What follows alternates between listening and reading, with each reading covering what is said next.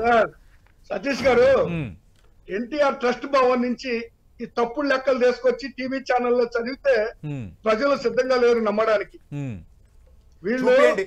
వీళ్ళు ఇంత కాదు, కాదు. పద్ధతిగా మీ మాటలు మేము నమ్మము.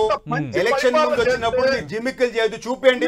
ఓకే. తప్పంటే మీరు రుజువు చేయండి. ఓకే. తప్పంటే రుజువు చేయండి. రైట్. మీరు ఒక్క కరెక్ట్ నిమిషం. అయితే మీరు రుజువులు చూపియండి. రైట్. వీళ్ళు నిజంగా రాఘమన్ గారు. నిజాయితీగా ఉమ్, ఇప్పుడు ఏదైతే దీపక్ రెడ్డి గారు చెబుతున్నారో ఉమ్, అంత మంచి పరిపాలన చేస్తే ఆంధ్రప్రదేశ్ ప్రజలు ఎందుకు తిరస్కరిస్తారండి వీళ్ళని? ఉమ్, వీళ్ళ పరిపాలన అస్తవ్యస్తంగా దోపిడీ రాజ్యాంగం ఇష్టారాజ్యంగా దోచుకొని దాచుకొని ప్రజల్ని జలగల్లాగా పీడించారు కాబట్టి ప్రజలు వీళ్ళని 23 సీట్లకు పరిమితం చేసి ఇంటి దగ్గర కూర్చోబెట్టారు. ఉమ్, ఇంకా తగుదనమ్మా అని చెప్పేసి మాట్లాడుతా ఉన్నారు వీళ్ళు.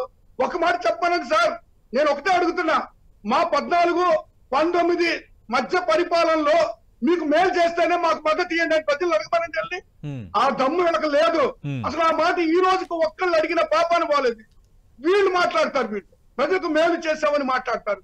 ఈ రోజు విద్యా వ్యవస్థలను సమూలంగా మార్పులు చేసి ఈ రోజు సామాన్యుడు పేదవాడు కూడా ఇంగ్లీష్ 5 సంవత్సరాలు అయిపోయిందండి. మీ కథలు వినేదానికి ప్రజలు రెడీగా లేరు. ఓకే. వాస్తవాలు మాట్లాడండి.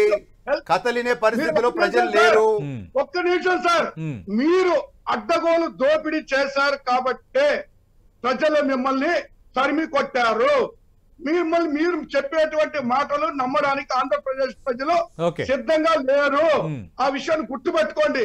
మీరు నిజమైన నిజాయితీగా పరిపాలన చేస్తుంటే ఆ అంత దుస్థితి 19 ఎన్నికల్లో ఉండేది కానే కాదు. సతీష్ గారు రాజశేఖర్ గారు చెప్తున్నారు కదా, ఈ 5 ఏళ్లలో పట్టభద్రుల ఎన్నికల్లో ఎందుకు పై వీళ్ళకి ఎంత పరాభవం ఎందుకు ఎదురైందండి?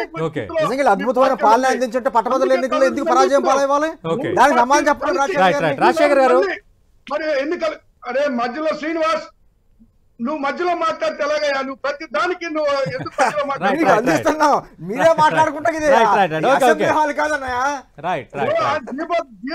దీపక్ రెడ్డి గారు ఒక మాట అడిగారు, దానికి నేను ఆన్సర్ చేయాల్సిన బాధ్యత నేను కూడా ఉన్నాను అన్నట్టుగా. ఓకే.